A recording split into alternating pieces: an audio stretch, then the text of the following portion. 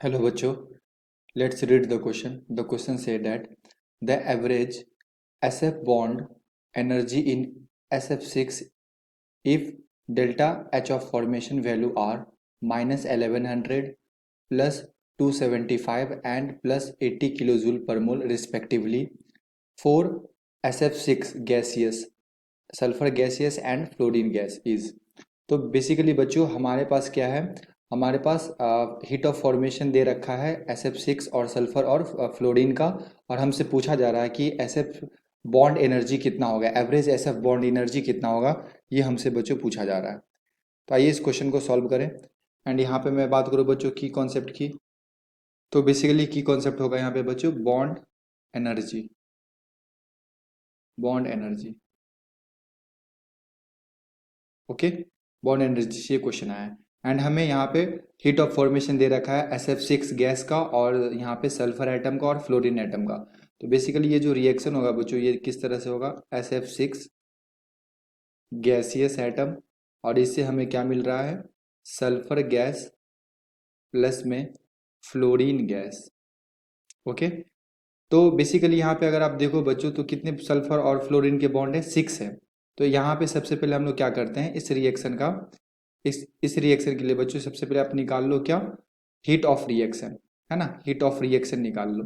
और ये जो हीट ऑफ रिएक्शन निकलेगा ये 6 बॉन्ड का निकलेगा, याद रखना है ना, 6 SF बॉन्ड का ये निकलेगा, क्योंकि हम लोग ये पर्टिकुलर रिएक्शन के लिए निकाल रहे हैं। ओके, तो बेसिकली हीट ऑफ रिएक्शन क्या होता है बच्चों, change in heat of product minus reactant.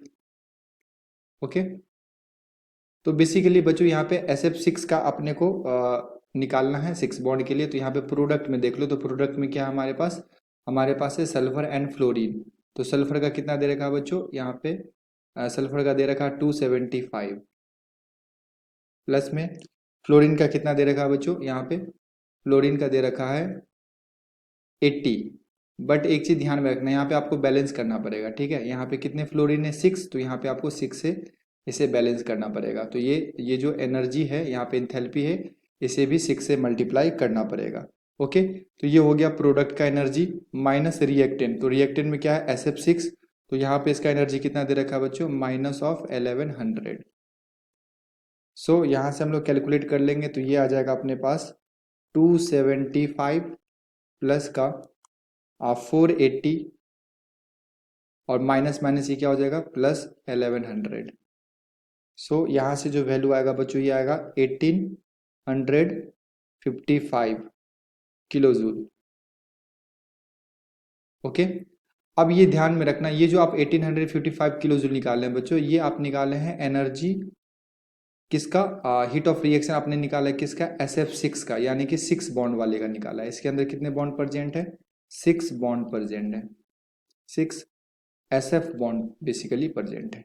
Okay, तो अब ध्यान से, अब हमें क्या करना है, एवरेज बॉन्ड निकालना है। हमसे पूछा गया है the average SF bond energy. तो क्या करूंगा यहाँ पे मैं, यहाँ पे बेसिकली आपको करना ये है कि आप एवरेज निकाल लो, average bond energy of SF6। तो एवरेज कैसे निकालते हैं बच्चों, टोटल एनर्जी, ठीक है, टोटल कितना है हमारे पास 1855 डिवाइडेड बाय कितने बॉन्ड्स हैं, तो इसके अंदर कितने बॉन्ड है, 6 बॉन्ड है, तो डिवाइडेड बाय 6 कर दो। तो यहाँ से जो वैल्यू आएगा बच्चों ये आपका आ जाएगा 309.1 किलो जूल पर मोल। ओके, तो हमसे ये पूछा गया था कि SF6 के अंदर एवरेज बॉन्ड एनर्जी बताओ। तो सबसे पहले हम लोग क्या करेंगे बच्चों, यहाँ पे आप सबसे पहले यहाँ पे पूरे रिएक्शन के लिए हीट ऑफ रिएक्शन निकाल लो। इसका मतलब ये होता है कि 6 बॉन्ड के लिए हम लोग निकाल रहे हैं ना, 6 बॉन्ड के लिए निकाल रहे हैं, क्योंकि SF6 के अंदर 6 बॉन्ड प्रेजेंट है। तो यहाँ से ये कंप्लीट हीट ऑफ रिएक्शन आ गया हमारे पास। एंड देन क्या करना है यहाँ पे, ये हमारे पास रिएक्शन आ गया, और उसके बाद क्या करना था, आपको एवरेज बॉन्ड निकालना था, एवरेज बॉन्ड एनर्जी। तो एवरेज बॉन्ड एनर्जी के लिए बच्चों यहाँ पे टोटल एनर्जी डिवाइडेड बाय कितने नंबर ऑफ बॉन्ड्स है, तो हमारा जो आंसर आ गया वो कितना आ गया 309.1 किलो जूल पर मोल। ओके, अब ऑप्शन चेक कर लो। तो यहाँ पे बच्चों ऑप्शन नंबर डी में यहाँ पे दे रखा है ना, 309.1 किलो जूल पर मोल।